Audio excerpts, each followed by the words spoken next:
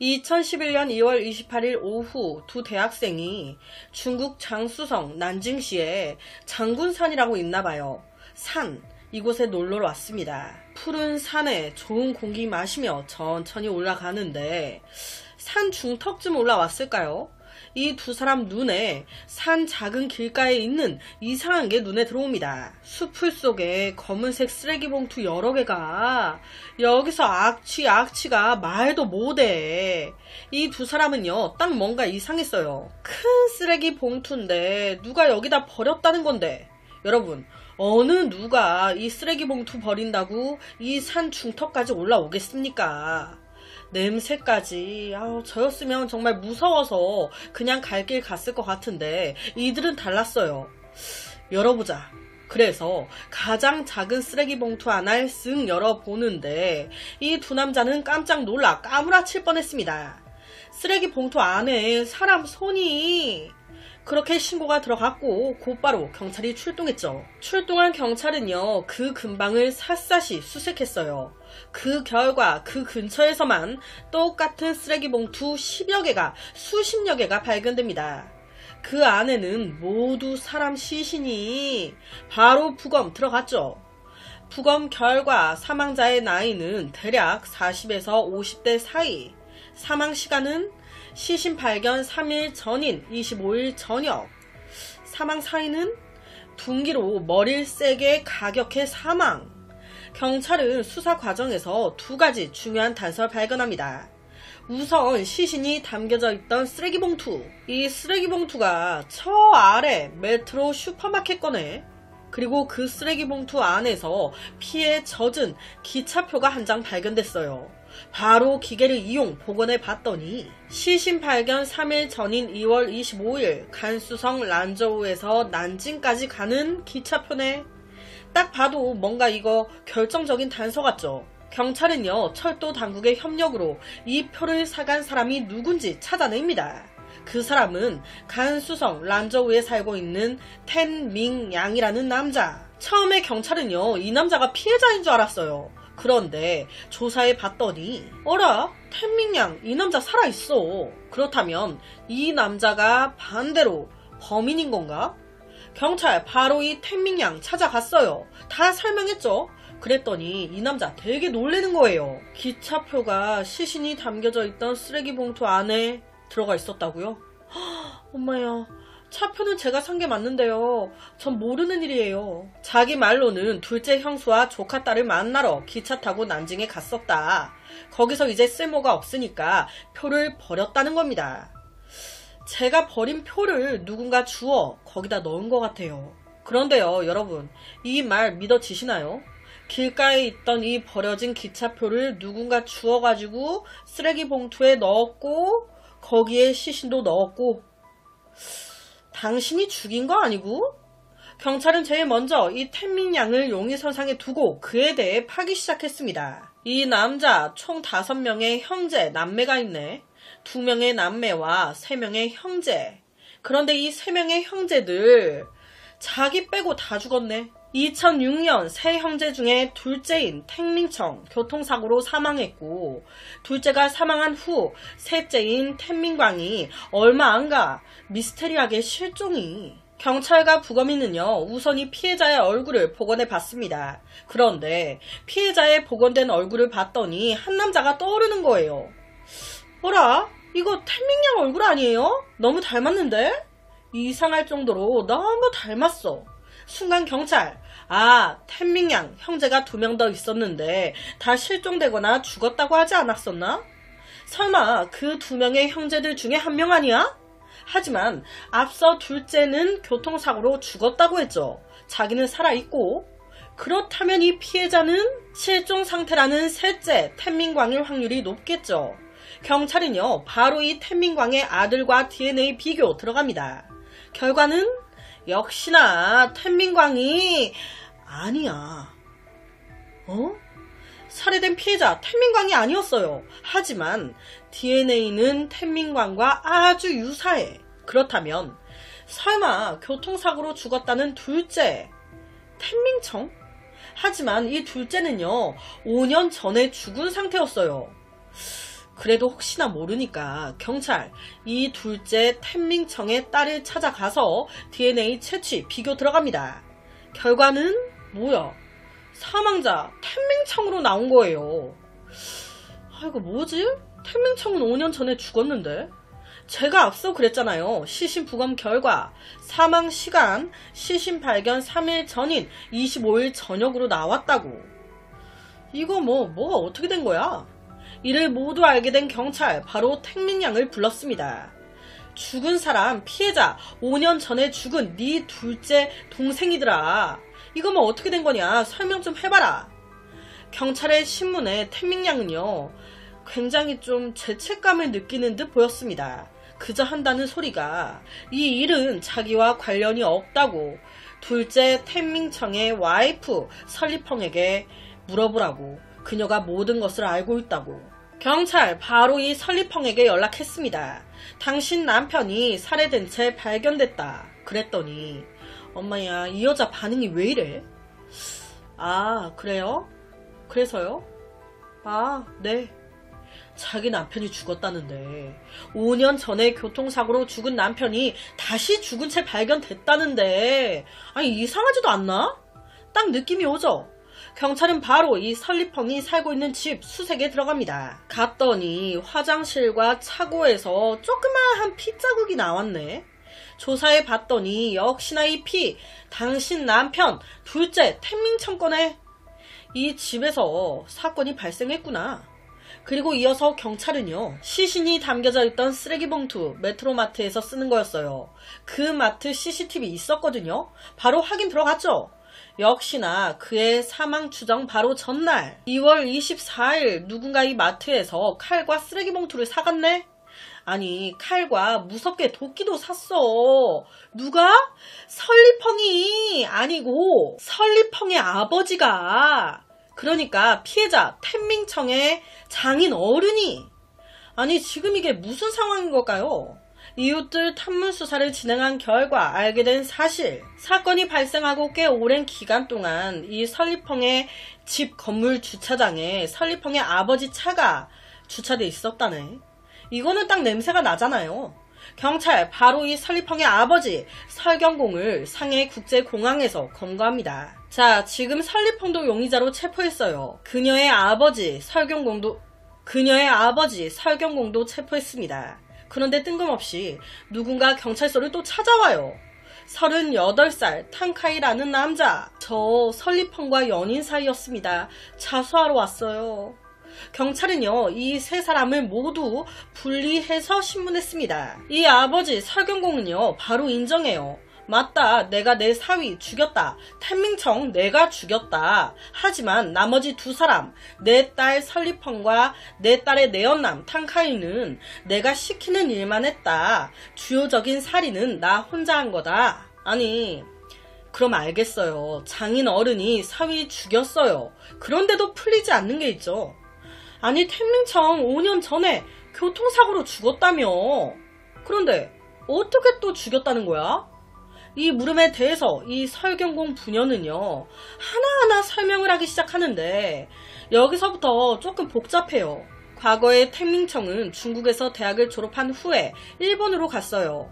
거기서 경력을 쌓고 거기서 일본 여자와 결혼해 일본 시민권자가 됐습니다. 하지만 얼마 안 가 이혼해요. 그 후 일본에 계속 있으면서 건강기능식품 회사를 차렸습니다. 그 회사를 운영하면서 만난 거예요. 누굴? 8살 연하의 중국 난징 출신 설리펑을. 설리펑 역시도 이때 일본에서 살면서 미용실을 하고 있었어요. 같은 중국인의 같은 일본 생활. 둘은 급속도로 친해졌고 2001년 1월 둘은 결혼. 자연스럽게 설리펑도 일본으로 귀화됩니다. 결혼하고 1년 후 둘은 딸을 하나 낳아요. 하지만 이 결혼이 설리펑을 만족시키진 못했던 것 같습니다. 설리펑이 이제 가족들도 볼 겸 잠깐 중국으로 들어온 거예요. 그 기간에 이제 일본으로 귀한 중국인들 모임이 있는데 거기에 나갔다가 웬걸 탕카이를 알게 된 겁니다. 그래서 바람이 난 거예요, 이 여자가. 하지만 지금 설리펑은 잠깐 중국에 들어온 거였어요. 그녀가 살고 있는 곳은 일본이었죠. 얼마 안 가 다시 일본으로 돌아가게 됩니다. 내연남 탕카이는 중국에, 설리펑은 일본에 있음에도 불구하고, 남편이 있음에도 불구하고 몰래 계속 연애질 이어가요. 그러다 2006년이 됐습니다. 갑자기 이 텐민청의 사업이 일본에서 기울어지기 시작한 거예요. 아, 이때다. 설리펑은요, 여보, 이 기회에 우리 일본에서 중국으로 들어가는 거 어때요? 어차피 일본에서 사업도 잘 안 되는데 굳이 여기 계속 있을 필요 없잖아. 이게 진짜 사업 때문에 이런 얘기 한 거였겠습니까? 얼른 중국으로 돌아가야 내가 탕카이를 만날 수 있잖아요. 보고 싶어 죽겠는데. 불륜짓거리 하고 싶어가지고 아주 안달이 났어. 이 텐민청은요, 아무것도 몰랐습니다. 그렇게 중국 란저우로 들어오게 된 거예요. 그렇게 어느 날 둘째 텐민청이 차를 몰고 고향으로 내려왔습니다. 이 둘째를 마중 나간 사람이 셋째 동생 텐민광이었어요. 둘은요, 만나서 함께 차를 타고 이동했습니다. 그렇게 막 가고 있는데 갑자기 전화가 걸려온 거예요. 텐민청, 자기야, 지금 우리 딸이 많이 아파. 어떡해? 이 소리에 놀래가지고 텐민청이 고향집에 가다가, 야, 안되겠다. 우리 딸 지금 아프대. 나 바로 집으로 다시 돌아가 봐야 될 것 같아. 그러면서 이때 텐민청이, 야, 나 급해서 비행기 타고 넘어갈 거거든. 그러니까 이 차 네가 끌고 고향집으로 가. 내가 애만 얼른 안정시켜놓고 비행기 타고 다시 넘어올 테니까 네가 그때 내 차 끌고 마중 나오면 되지. 그래서 둘이 가던 길을 돌려 공항으로 향한 거예요. 도착하자마자 다급하게 서둘러 텐민청 차에서 내립니다. 조심히 운전해서 가. 그렇게 딱 서로 헤어지는데, 엄마야, 텐민청, 나 핸드폰 차에 두고 내렸네. 여튼 그렇게 셋째 텐민광은 차를 타고 둘째 텐민청은 비행기를 타는데, 헤어지고 딱 30분 정도 지났을 때 이 텐민광, 형의 승용차를 몰고 가다가 고속도로에서 갑자기 교통사고를 당합니다. 가드레일을 들이받으면서 차에 불까지 붙은 거예요. 그 불을 진압하기까지 너무 오랜 시간이 걸려버린 탓에 차는 물론이고요, 시신까지 아예 형태를 알아볼 수가 없을 정도로 다 타버렸어. 이 사망한 사람이 누군지 모르겠어. 그렇게 차 안을 조사하다가 발견한 겁니다. 어라? 이거 텐민청 핸드폰 아니야? 확인해 보니까 이 차도 텐민청 차네? 고로 이 사망한 사람 텐민청이구나. 이렇게 사망자가 텐민광이 아닌 텐민청이 된 거예요. 이 사실은 곧바로 아내 설리펑에게도 전달됐습니다. 너무 놀랬어요. 에? 제 남편이 죽었다고요?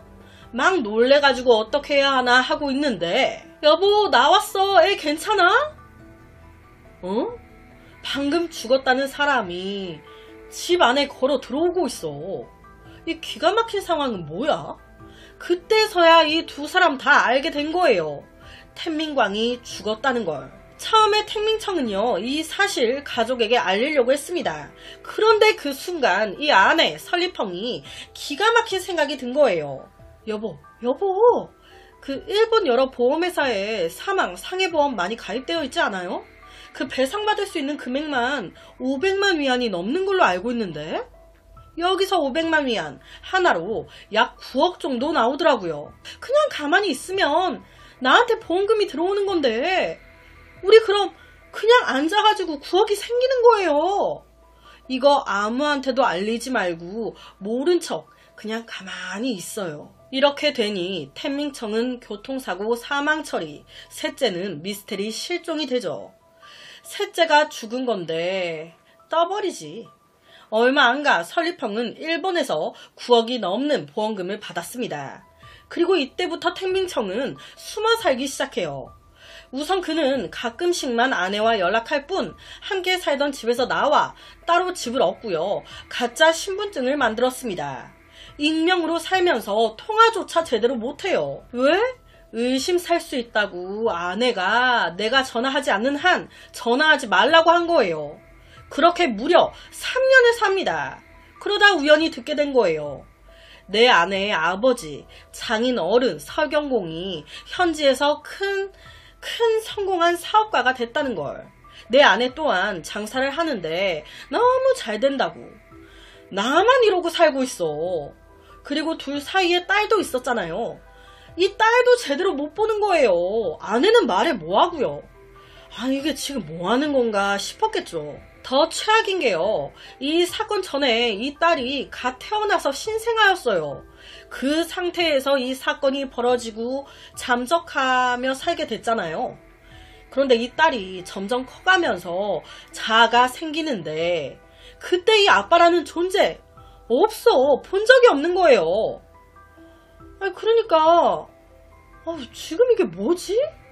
이 아내 또한 시간이 지나가면서 점점 연락을 더 안 합니다.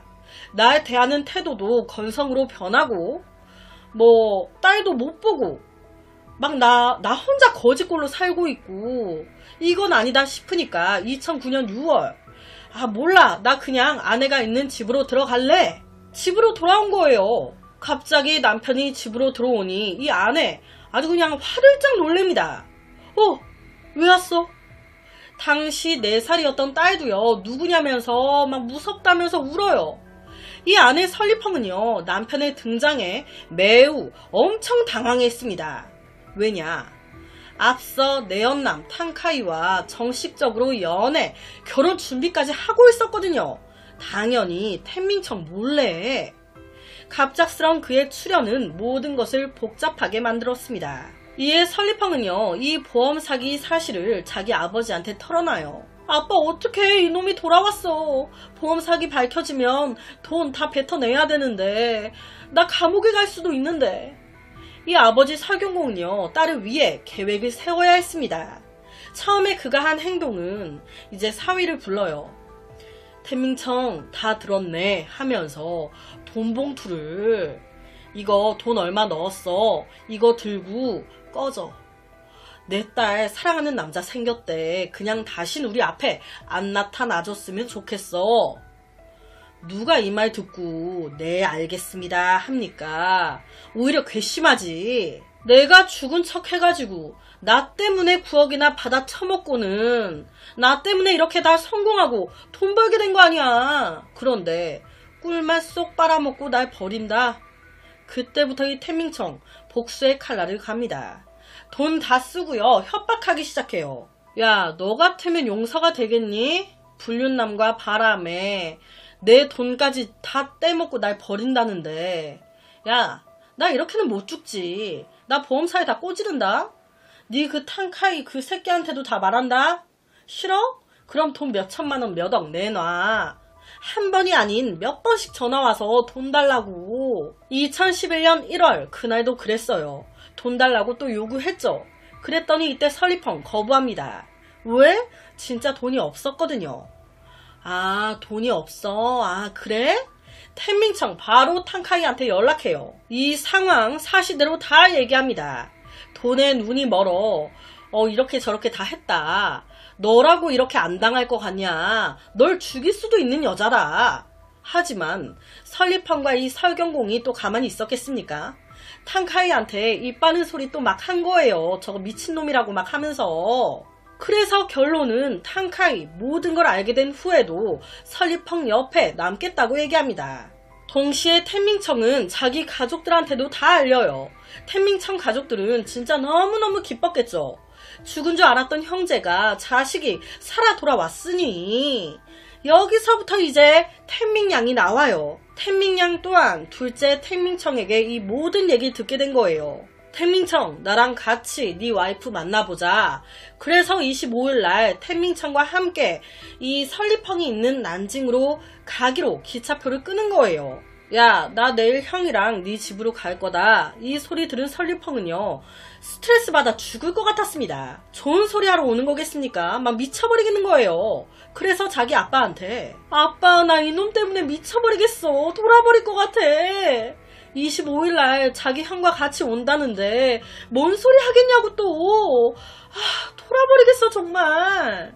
언제까지 이놈 손에 놀아놔야 돼? 나 이렇게는 못 살겠어. 정말 죽어버릴 것 같아. 이 말에 안 되겠다 생각한 설경공. 넌 가만히 있어. 아빠가 알아서 하려니까. 설경공 이렇게 생각을 한 거예요. 어차피 태민청 죽은 사람 아니야. 이미 사회에 존재하지 않는 인간 아니야. 그런 사람 내가 죽여봤자 누구 하나 알기나 하겠어? 그냥 죽은 애가 또 죽은 거지. 거기다 마냥 나 잡혀도 상관없어. 내 나이가 벌써 70이 넘었는데 나 살 만큼 살았거든. 지금부터 나 그냥 감옥에서 살아도 돼. 이 계획을요 설리펑과 탕카이 둘 다 알고 있었어요. 하지만 네 아빠 결정이 옳은 것 같아요. 아빠 하고 싶은 대로 하세요. 묵인합니다. 그렇게 2011년 2월 24일 오후 2시경 설경공이 마트로 가서 칼, 도끼, 쓰레기봉투 구입하고 그걸 딸 집에 숨겨 놓습니다. 그리고 24일 저녁 6시 설리펑이 텐민청한테 혼자 오라고 얘기 좀 하자고 형 데리고 오지 말라고 해요. 하지만 말 듣겠습니까? 25일 텐민양과 같이 왔네. 그러니까 이때 설리펑이 텐민양을 유인. 텐민청 혼자 있을 때 탕카이가 3명의 건달들을 데리고 쳐들어가서 텐민청 눈을 가리고 납치해 나온 거예요. 그 후 오후 8시경 설경공이 죽인 겁니다. 또 그 후 텐민청 핸드폰을 이용 텐민양 포함 가족들에게 문자합니다. 나 급한 일이 생겨서 허난성으로 가야 될 것 같아. 또 그 후 시신 처리하기 위해 토막 내고 쓰레기 봉투에 담아 설공공이 직접 운전까지 다 해서 탕카이와 함께 장군산에 버린 거예요. 그렇다면 기차표는 언제 쓰레기 봉투 안에 들어간 걸까? 추정하기로는 납치를 딱 당했을 때 뭔가를 느낀 텐민청이 이제 자기 주머니에 있던 이 차표를 설경공의 주머니로 옮겨 넣은 거예요. 그 후 설경공이 시신을 유기하는 과정에서 쓰레기 봉투 안에 딸려 들어간 게 아닐까. 그 차표 덕에 사건이 급속도로 해결됐죠. 2013년 2월 이들의 재판이 열렸습니다. 어떻게 나왔을까요? 우선 직접 살인 주도 실행한 아버지 설경공 사형에 집행유예 2년 나옵니다. 이 안에 설리펑은 방조범 및 고의살인죄로 징역 15년 나와요.